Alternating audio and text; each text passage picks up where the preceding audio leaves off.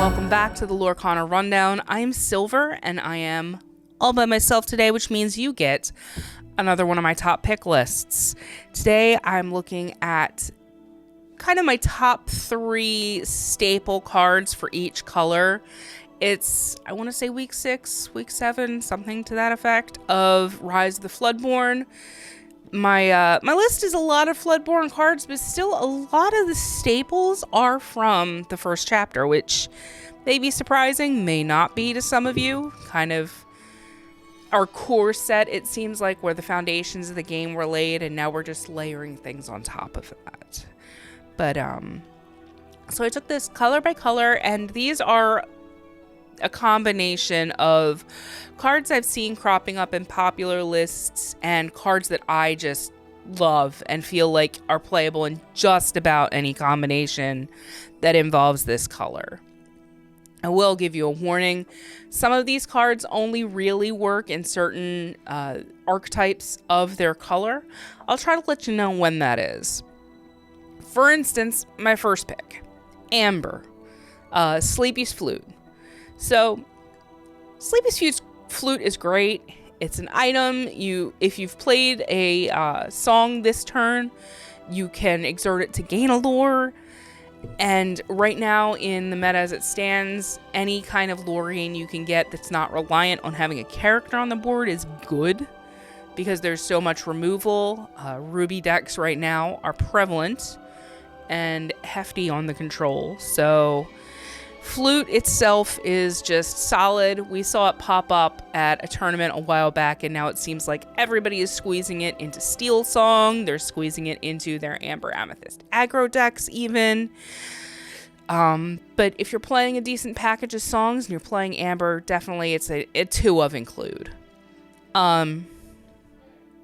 Second pick is Rapunzel Gifted Healer from set 1. She's a big part of the card draw engine in Amber. She always has been, and she's a princess. She synergizes really well with some of the Steel Song princess decks that have been cropping up, because you can re-ready her with Moana. If you're playing her in a deck with Amethyst and you can pop her back to your hand, she's just more card draw. So she's all around just a solid pick. Definitely Rapunzel is still a staple of Amber, and her price tag shows it. And last time I checked, she was still running $30 odd. Last on the list for Amber is Lantern. It's another item, and it is from the first chapter. You exert it to reduce the character cost of your next character, or your ink cost of the next character you play, by 1. Stacks with 0 to hero. It reduces shift cost. It's just a great all-around item. Really helps for you to get your board out and ready. Amethyst is hard to narrow down to just 3 staples. So in my notes, it literally just says Spellbook, Friends on the Other Side, and a blank. So we'll start with Spellbook.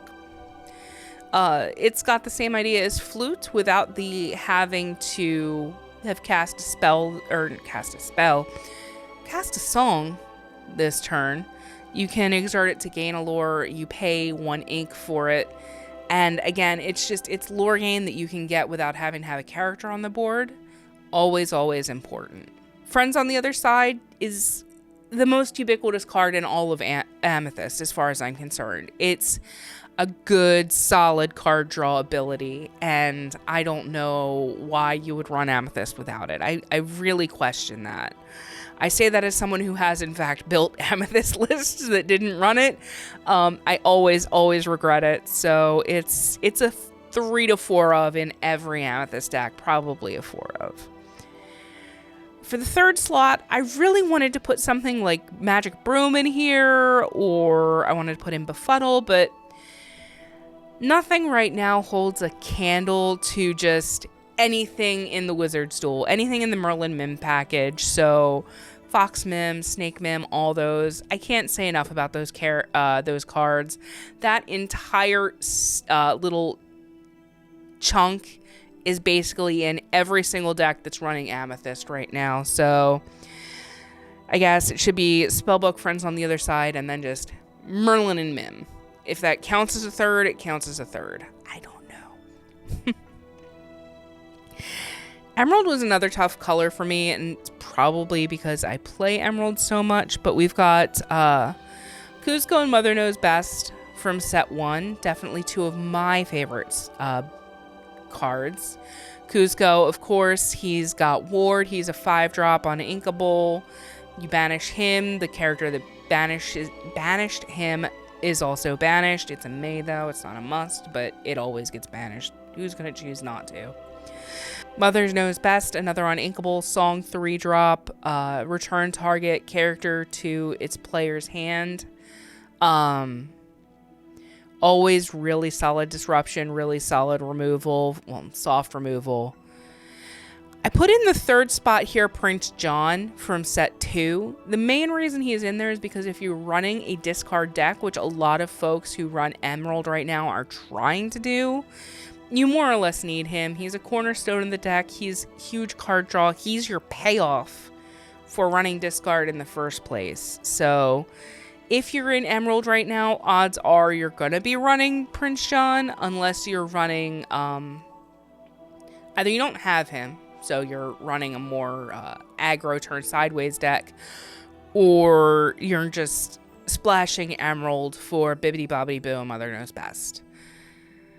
Ruby was another hard one because there's just so much good removal in Ruby. Holy moly, you've got Be Prepared, you've got Dragonfire, but I think my top 3 right now in Ruby, definitely Lady Tremaine is up there. Imperious Queen, I think, is her full name. But Lady Tremaine lets you get around Ward with characters just because when she enters play, they have to banish a character. They get to choose it, but if there's only one character, it gets banished. So she's definitely a way to deal with the bigger threats that have Ward, like Kuzco, like Prince John, or just, hey, you've got something on your board. Is that a Cinderella? No, it's not.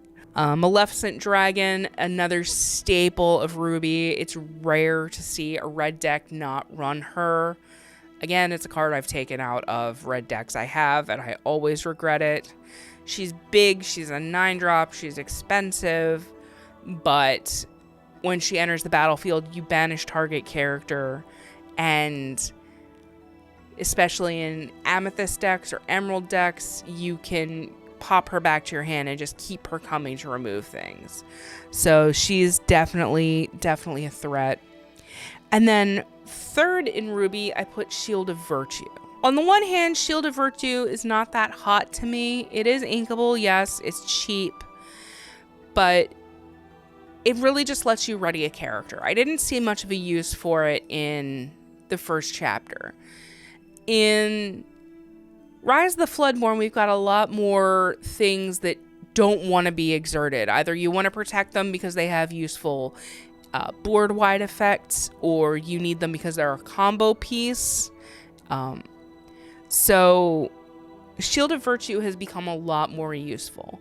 You've also got things that give you payoffs for challenging again and again on your turn in Ruby. So Shield of Virtue really enables that. LeFou, my buddy, my good friend, he was a runner-up, but I think Shield of Virtue being able to ready something on a stick is more useful than just LeFou, who readies something when he enters the battlefield. So Sapphire. I don't play Sapphire. It's not a color I'm really familiar with, but definitely cards that you see in everything right now. We've got Cogsworth, Grandfather Clock. That's kind of a no-brainer. He gives all of your stuff resist. That's really useful because it doesn't just make it so that, you take one less damage in a turn. Every single time damage is dealt, it's reduced. And that's immensely frustrating, especially when most characters have 1 to 3 strength.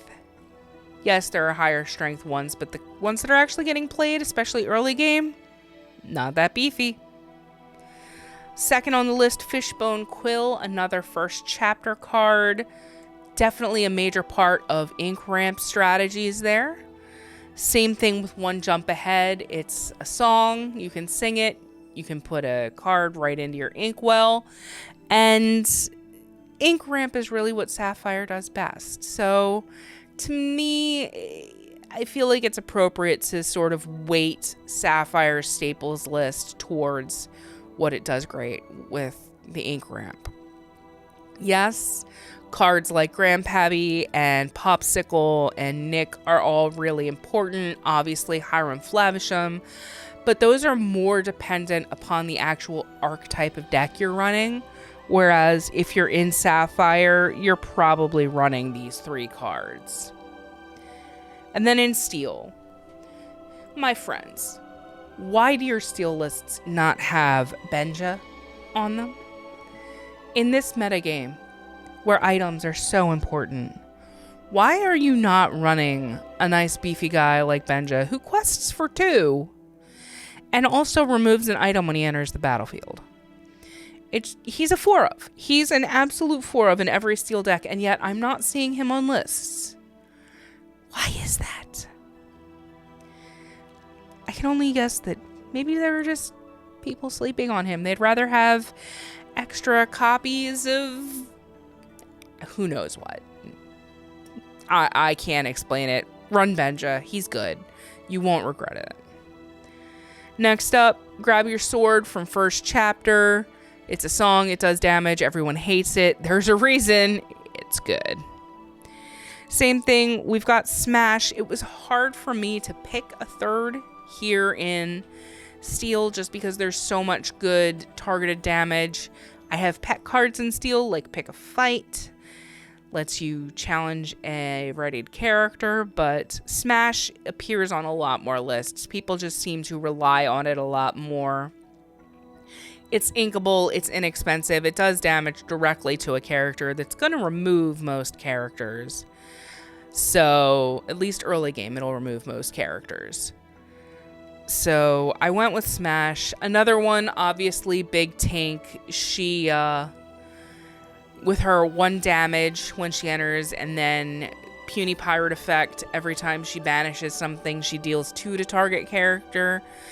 That's invaluable, but I feel like she's sort of falling by the wayside in certain Steel archetypes, being replaced by other effects depending on what they're running, but she's definitely number 4 for me, or probably number 3 in place of Smash, but Smash I feel is more versatile. But that's